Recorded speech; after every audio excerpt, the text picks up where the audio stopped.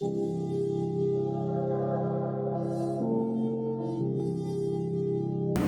देखें जरा, last class में आपको क्या कराया गया था? अपवर्तन के बारे में बता दिया गया था। परावर्तन की घटना क्या होती है, प्रकाश के क्या क्या गुण होते हैं, वो भी आपको लिखा दिए थे। ठीक है, अब चलिए उससे आगे जरा देखें। आज की क्लास में हम क्या स्टडी करेंगे? क्लास नंबर 2 है और रे ऑप्टिक्स हम यहाँ पर पढ़ रहे हैं। देखें जरा, इससे अलग मैंने आपको बताया था माध्यम के बारे में। कल लास्ट टाइम क्लास में बात चल रही थी कि माध्यम होता क्या है। तो मैंने आपको बताया था कि पर्यावरण में उपस्थित कोई भी वस्तु, ये चारों तरफ का जो वातावरण है इसमें उपस्थित कोई भी वस्तु, जैसे मार्कर ले लो, है ना। अब इस मार्कर के सराउंडिंग एरिया में जो इससे टच हो रहा है बार बार, वही क्या कहलाएगा? इसका माध्यम कहलाएगा। कौन टच हो रहा है इससे? बोलो। हवा, वायु। तो इसका माध्यम क्या होगा? वायु। अब इसी को अगर मैं क्या करूं, एक पानी की बाल्टी रखी हुई है, उस बाल्टी के अंदर इसको मैंने डुबो दिया, तो कौन इससे टच हो रहा है बार बार? वाटर। तो वाटर क्या बनेगा इसका? अब इसी को मैंने कांच के बॉक्स के अंदर डाल दिया, तो क्या होगा? बोलो। कांच इसके चारों तरफ रहेगा, तो यानी क्या बन गया इसका माध्यम? कांच। बात समझ में आ गई? किसी भी वस्तु के चारों ओर जो वातावरण होगा वही उसका माध्यम कहलाएगा। और जब हमने अपवर्तन स्टडी किया था तो आपको एक बात और बताई गई थी, क्या? कि हर माध्यम की अपनी एक वैल्यू होती है ना। चाहे वायु हो, चाहे कांच हो। अभी पढ़ेंगे हम आगे क्राउन कांच, समझ में आई बात? उसकी अपनी एक वैल्यू होती है ना। तो हर माध्यम की अपनी एक वैल्यू होती है और उस वैल्यू को क्या कहते हैं? अपवर्तनांक n कहते हैं। क्या कहते हैं? ये न्यूमेरिकल में आपको देगा। आपको याद नहीं करना कि वायु का क्या होता है, कांच का नहीं, वो न्यूमेरिकल में आपको देगा। बात समझ में आई? नहीं दिया गया तो आपको निकालना मैं सिखाऊंगा कि कैसे आप n का मान निकालोगे। इतनी बात समझ में आई? चलो अब उन माध्यम की बात कर लेते हैं। तो देखें जरा, मैंने आपको बताया था 2 तरीके के माध्यम होंगे। अगर मैं बात करूं माध्यम कितने प्रकार के होंगे? बोलो। 2। एक तो होगा सघन माध्यम, उसको बोलते हैं टेंसर, और एक होता है विरल माध्यम, जिसको बोलते हैं रेयर। क्लियर है भैया? अब इसको आप ऐसे भी याद रख सकते हो कि सघन का मतलब है भारी और विरल का मतलब है हल्का। क्लियर बात समझ में आ गई? जैसे एग्जांपल की अगर मैं बात करूं तो भारी में आ जाता है कांच या हीरा। बात समझ में आ रही है? और कांच के सामने अगर मैं बात करूं वायु की, तो बताना जरा, वायु हल्की हो जाएगी? होगी कि नहीं होगी? बोलो। भाई वायु हल्की है, कांच भारी है। अब इसका मतलब ये फिक्स नहीं हो गया कि वायु हमेशा विरल होगी। ये आपको वहां कंपेयर करना पड़ेगा। आ रही मेरी बात समझ में? क्या करना पड़ेगा? कंपेयर करना पड़ेगा दोनों माध्यमों को आपस में, कि कौन भारी है और कौन हल्का है। जो भारी होगा, है ना, इसमें वेट होगा, उसको आप सघन कह दोगे। ये पता लगाना बहुत जरूरी है, क्योंकि इसी के आधार पे अपवर्तन कोण और आपतन कोण आपके बनेंगे। कैसे बनेंगे? आप देखो जरा सामने, इससे रिलेटेड एक पॉइंट आप देखेंगे, पॉइंट नंबर 1। और पॉइंट नंबर 1 ये कहता है क्या? कि जब कोई किरण, प्रकाश किरण,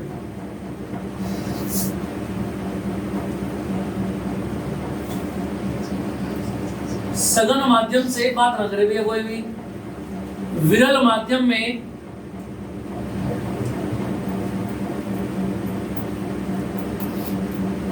जाती है तो क्या होता है? इधर आ जाओ। जैसे कि अगर मैं बात करूं, ये दिखाई दे रहा है आपको? है भैया? ये अपवर्तन पढ़ रहे हैं हम। क्या पढ़ रहे हैं? अब यहाँ से जितना भी पढ़ेंगे सारा अपवर्तन पढ़ेंगे। जितने भी डेरिवेशन होंगे, जितने भी न्यूमेरिक, सब अपवर्तन पढ़ेंगे। बात समझ में? अगर कहीं पर परावर्तन आ भी गया तो आप कैसे पहचानेंगे? कौन बताएगा मुझे? आप बताएंगे। क्या नाम है? मोहित। अगर कहीं पर बीच में परावर्तन आ भी गया तो कैसे पहचानेंगे आप? हाँ, बैठ जाओ। अगर माध्यम एक ही है, वायु से किरण आई और टकरा के वायु में चली गई, तो इसका मतलब परावर्तन की बात हो रही है। किसकी बात हो रही है? एंगल आई बराबर एंगल आर, याद रखना। इधर आ जाओ, मैंने कहा आपसे ये सघन माध्यम है भैया, और ये कैसा माध्यम है? इसको माध्यम एक कह दो, इसको माध्यम दो। अब सवाल ये है आपका क्या, कि प्रकाश की किरण सघन से कहां जाएगी? विरल में, है ना? तो यहाँ पर हम एक अभिलंब खींच लेंगे। क्या खींच लेंगे? अभिलंब। जब तो एंगल निकलेगा। देखो जरा,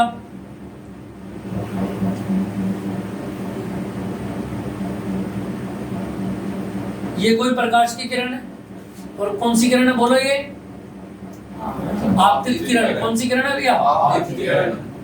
और ये जाकर टकराएगी अभिलंब से। और याद रखना, जब भी सघन से विरल में जाएगी तो ये हमेशा अभिलंब से दूर हटती है। क्या होती है? अभिलंब से दूर हटती है। तो लिख लेंगे इसके दो। यह अभिलंब से दूर हट जाती है। ऐसा कब होगा? याद रखना, जब भारी माध्यम से हल्के माध्यम में किरण जाएगी, जैसे कि कांच से चली और वायु में जा रही है। आई बात समझ में? अब देखो जरा, अभिलंब से ये कोण इधर बनेगा और अभिलंब से एक कोण इधर बनेगा। जो आपतित किरण बनाएगी उसको बोलेंगे एंगल आई। और जो ये कौन सी किरण है? अपवर्तित। कौन सी किरण है भैया?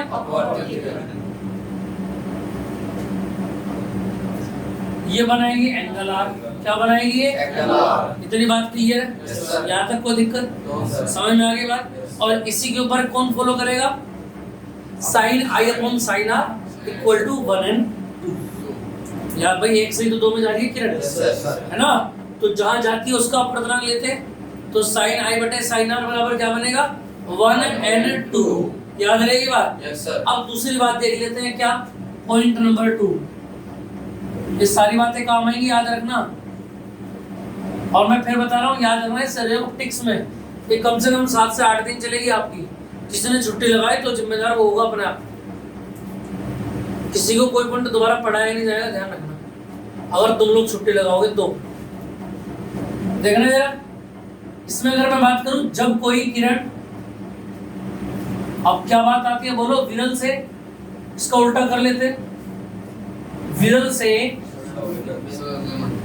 सघन माध्यम में जाती है तो यह अभिलंब की ओर झुक जाती है। आ रही है बात समझ में भैया? देखना जरा कैसे करना बात करूं। दिख रहा है ना स्क्रीन में? ये ऊपर हो गया विरल, यानी कि 2, और नीचे हो गया यानी कि 1, अब 1 नीचे आ गया। क्लियर है? अब देखो प्रकाश की किरण क्या होगी? आपतित किरण, एंगल बनाया आई। ये 90 डिग्री का कोण हमने खींच रखा है अपने पास से, क्योंकि याद रखना, आपतन कोण परावर्तन कोण जब भी बनते हैं, आपतन कोण सॉरी अपवर्तित कोण, तो हमेशा कहां से बनेंगे? अभिलंब से खींचेंगे। अभिलंब से उस किरण की ओर को, अभिलंब से उस किरण की ओर, ऊपर भी और नीचे भी। तो अभिलंब का खींचना बहुत जरूरी है। और ये देखो, ये हो जाएगा, इसकी तरफ झुक जाएगा। क्लियर बात समझ में? अब सबसे बड़ा एग्जांपल देख लेते हैं। आपने गेम देखा होगा कई बार, बच्चों के स्कूल में क्या होती है, वो 14 नवंबर होती है ना, है? तो उसमें बच्चे गेम वेम करते हैं कि नहीं करते हैं? हमने भी अपने टाइम में गेम किया था, और साइंस के ऊपर किया था। और गेम ये था कि एक बहुत बड़ी बाल्टी थी, समझ में आई बात? और बाल्टी में भर दिया हमने पानी, करके भी देख सकते हो आप इसको। बाल्टी इतनी बड़ी थी और बाल्टी के अंदर क्या भर दिया हमने? पानी भर दिया। और हाथ में पहनने वाला कड़ा होता है ना, कड़ा भारी सा, वो उसके बिल्कुल बीच में रख दिया हमने, तली में। समझ में आई बात? ठीक है। और उसमें क्या करना था आप लोगों को? बहुत सारे गिफ्ट रखे हुए थे। समझ में आई बात या नहीं? और उसके बाद आपको क्या करना था? एक सिक्का उसमें अंदर डालना था, और इस तरीके से डालना था कि वो सिक्का जब आप ऊपर से छोड़ो तो वो सिक्का कहाँ जाके गिरे? उस कड़े के बिल्कुल बीच में जाके गिरे। अगर बीच में गिर गया तो इनाम आपका। और इनाम में बहुत सारी चीजें थी, जैसे पार्ले जी की टॉफी, समझ रहे हो, या पार्ले जी का बिस्कुट का पैकेट। समझ में आई बात? छोटा बजट था, अब समस्या ये हुई कि हर कोई आता उस 1 रुपए को लेता और क्या करता, पानी की बाल्टी भरी हुई है, उस कड़े के बिल्कुल ठीक ऊपर उस 1 रुपए को रखता और 1 रुपए को नीचे फेंक देता। रुपया क्या होता, बाल्टी के अंदर जाता, लेकिन जैसे ही तली तक पहुंचने आधे में जैसे ही पहुंचा तुरंत इधर गिर गया। रुपया गिरा किसी ने, फिर गिरा, फिर इधर गिर गया। रुपया गिरा किसी, थोड़ा सा इधर को झुका के देखा कि इस बार हो जाए, गिरा, फिर इधर गिर गया। आई बात समझ में नहीं? फिर आखिर में किसने गिर के दिखाया, हमने गिर के दिखाया।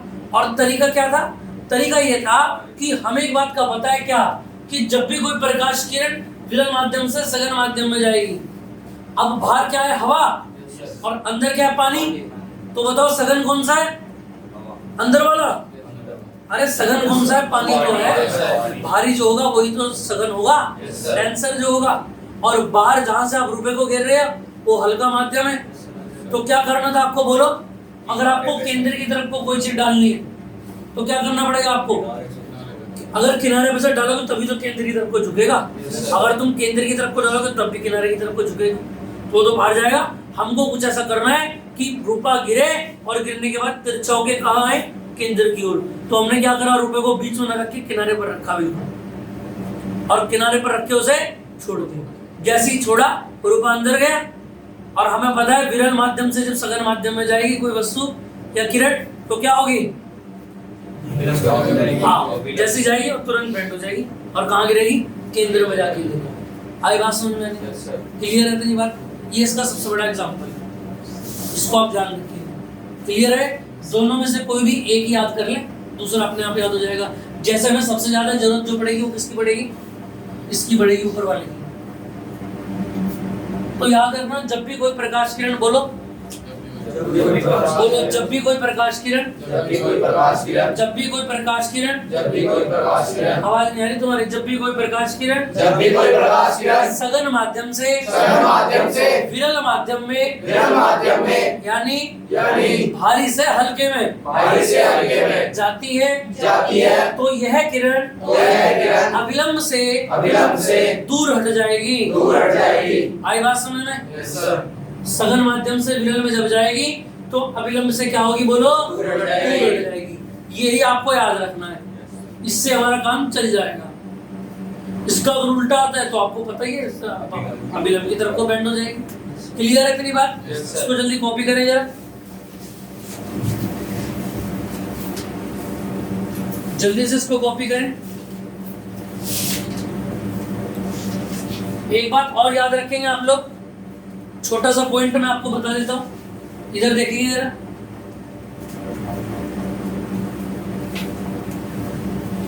देखो इधर देखो जरा, उतारते भी होगा, देखो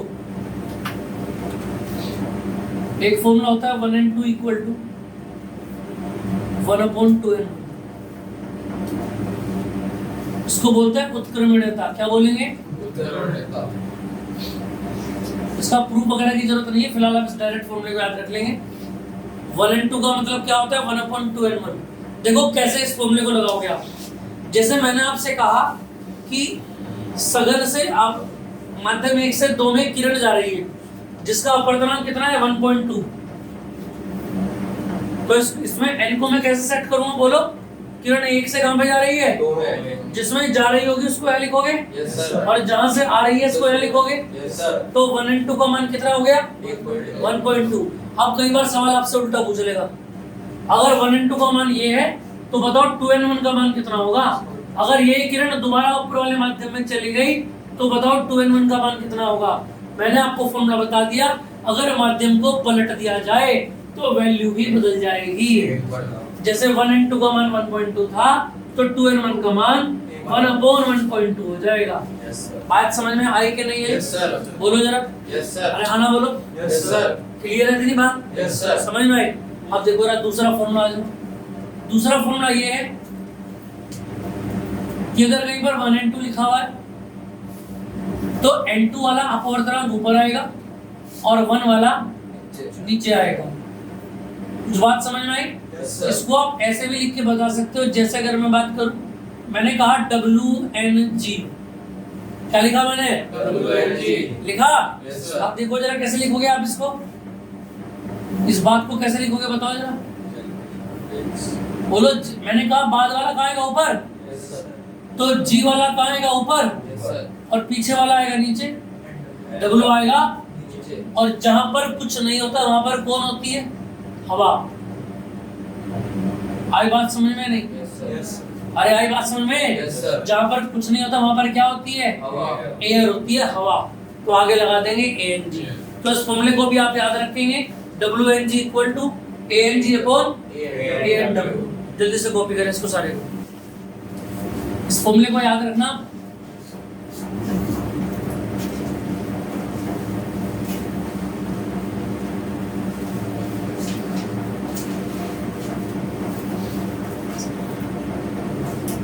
देखो जी, अगला पॉइंट आता है हमारा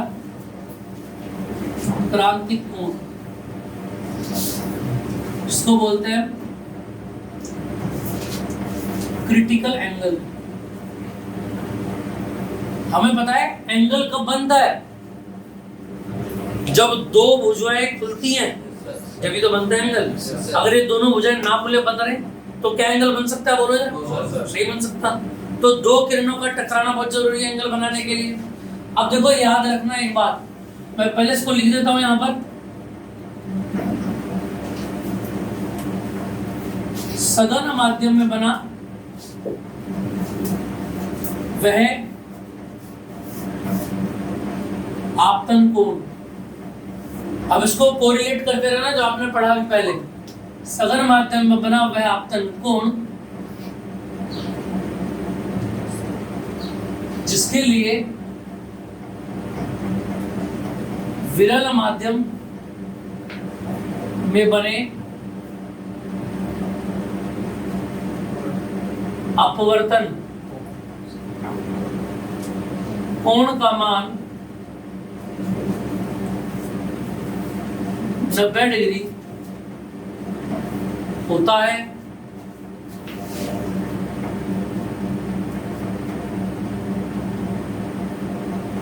क्रांतिक कोण एंगल C कहलाता है। अब इस बात का मतलब क्या है, इस बात का मतलब समझ रहे हैं आप जरा एक बार देखो। मतलब ये है,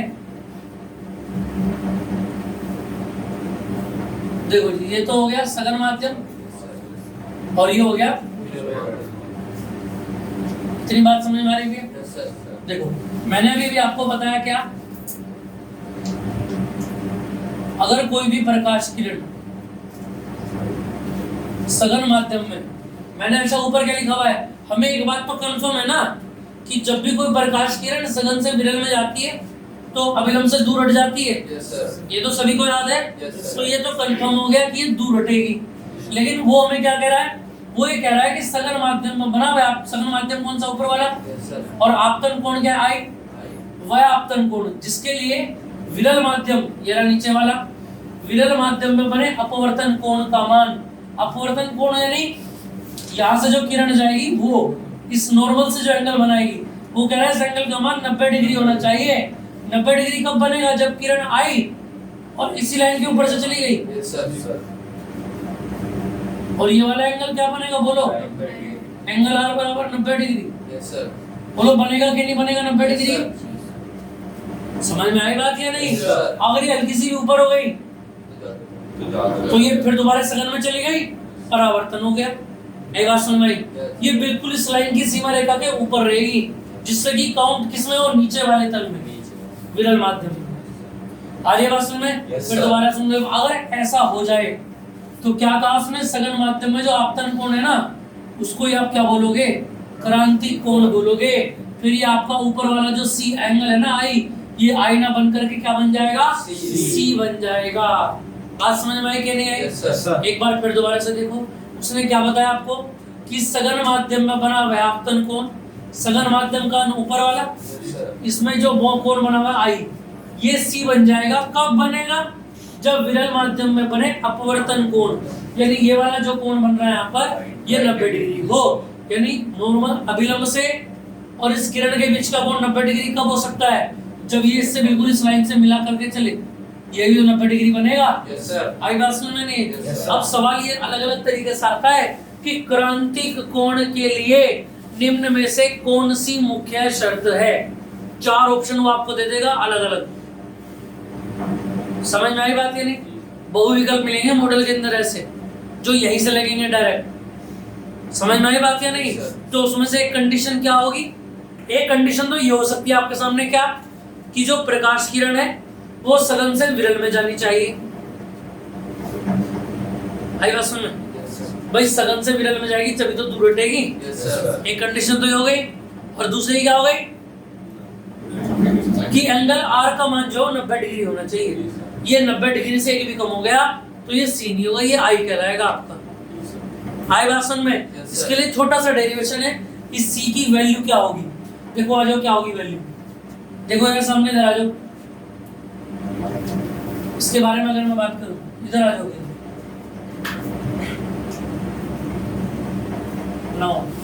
मुझे एक बात का पता, आई का मान कितना है? सी। और आर का मान कितना है बोलो? 90। अगर मैं बात करूं स्नेल के नियम से, स्नेल के नियम से, ये लो जी बोलो, साइन आई अपॉन और इक्वल टू क्या हो जाएगा? 1 and 2 कह दो भैया। लो जी इधर आ जाओ। आई की जगह क्या रखोगे बोलो?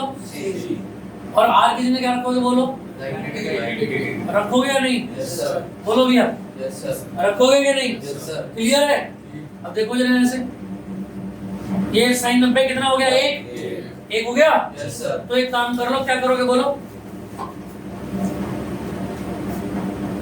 ये साइन सी जुगा पूरा, साइन 90 का मान 1 हो गया। और इस 1 and 2 को क्या लिख सकता हूँ बोलो? 1/2 and 1 लिख सकता हूँ। बोलो भैया, 1/2 and 1 लिख सकता हूँ कि नहीं? लिख सकता हूँ ना? तो देखो जरा आगे, 2 and 1 को उधर ले आओ और साइन सी को नीचे ले आओ। इसको आप ऐसा भी कह सकते हो क्या? ANG = 1/sin। ये मेन फॉर्मूला है हमारा कि ANG जो होता है वो किसके बराबर होता है? 1/sin C के बराबर होता है। आई बात समझ में नहीं? इसको जल्दी से उदाहरण से डेरिवेशन को याद रखना, एग्जाम में पूछ लिया जाता है कई बार। ठीक है, इसको जल्दी से कॉपी करें जरा।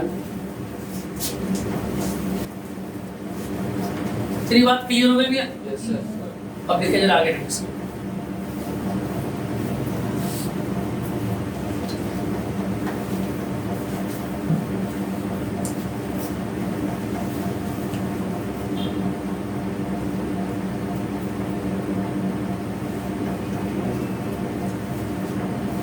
देखो जी, अब अगला पॉइंट हमारा आ जाता है पूर्ण आंतरिक परावर्तन। इसको TIR भी बोलते हैं। क्या बोलते हैं? यानी कि टोटल इंटरनल रिफ्लेक्शन। अब परावर्तन से एक नाम आपको याद हो गया होगा। परावर्तन का मतलब ये है कि जिस माध्यम से किरण आ रही है उसी माध्यम में वापस भेजनी है, चाहे कैसे भी भेजें। जिस माध्यम से किरण आई है, टकराने के बाद उसी माध्यम में अगर वापस चली आए तो उसको परावर्तन बोलेंगे। और यहाँ तो मुझे पूरी की पूरी किरण का ही परावर्तन करना है, तो देखना जरा कैसे होगा, क्या बोलेंगे इसको। इधर आ जाओ सामने।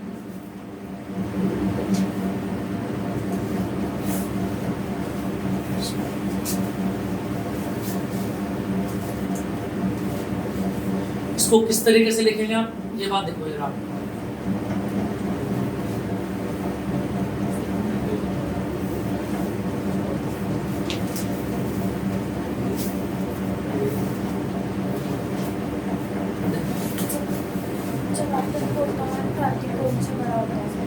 इसमें एक बात ध्यान रखेंगे आप,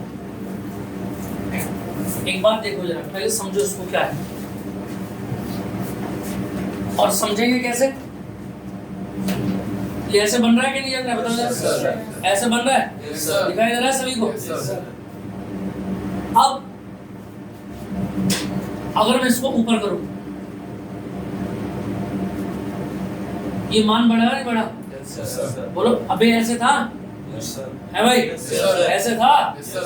मुझे क्या करना है, ये ऊपर ही पहुंचाना है, Yes, sir. तो मैंने इसको उठा के ऊपर कर दिया। देखो जब मैं इसे ऊपर कर रहा हूँ तो वहां से मान बढ़ रहा है, धीरे धीरे नहीं बढ़ रहा Yes, है। sir. बोलो। Yes, sir. अरे सी से बढ़ गया ना मान? Yes, sir. बोलो जरा। Yes, sir. आप देखो जरा क्या बोलेंगे इसमें आप, बताओ जरा किस तरीके से इस बात को बोल सकते हो। यानी ये किरण अब जो है सीधी ऊपर चली गई, ठीक है भैया? Yes, sir. और यहाँ पर जो आई का मान है वो बड़ा हो गया एंगल सी से, क्लियर है? Yes, sir. देखना जरा कैसे लिखोगे आप।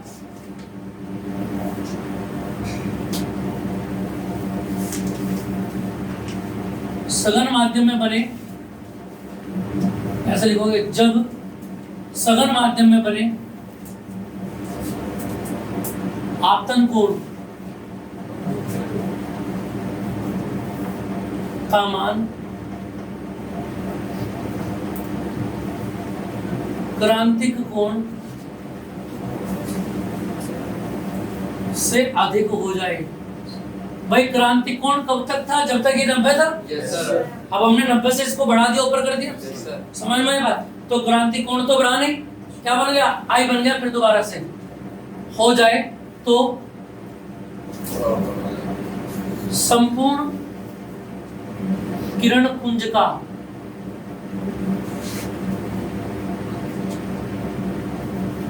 परावर्तन हो जाता है, जिसे पूर्ण आंतरिक परावर्तन कहते हैं। TIR इसको अंग्रेजी में बोला जाता है, याद रखेंगे। और ये बात समझ में क्यों नहीं आती? क्लियर है इतनी बात? Yes, sir. इसमें प्रकाश की कोई किरण दूसरे माध्यम में नहीं पहुंचेगी, टकरा के सारा का सारा प्रकाश फिर दोबारा से उसी माध्यम में वापस लौट करके चला जाएगा। इतनी बात समझ में आई? Yes, sir. अब पेपर में सवाल क्या आया, ध्यान रखेंगे आप। 2016 में सवाल आया,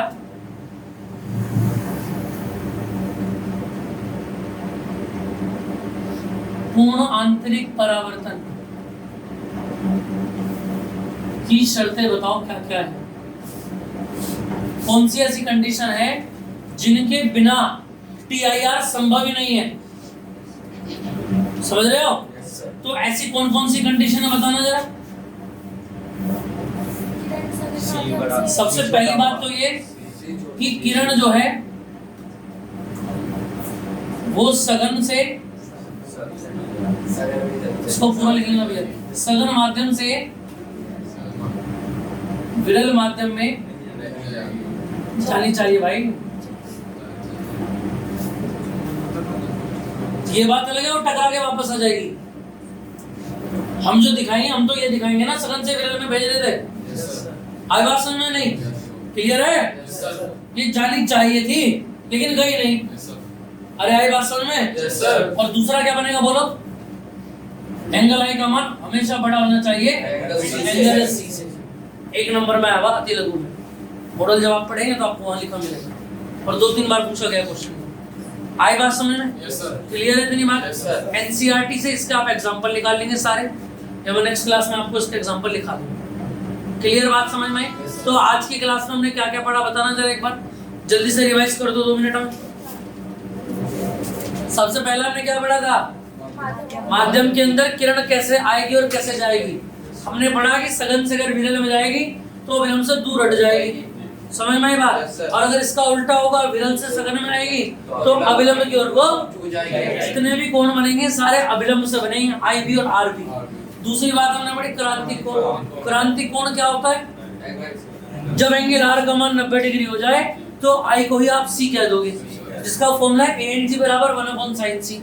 और तीसरा पॉइंट पढ़ा हमने TIR, टोटल इंटरनल रिफ्लेक्शन, पूर्ण आंतरिक परावर्तन।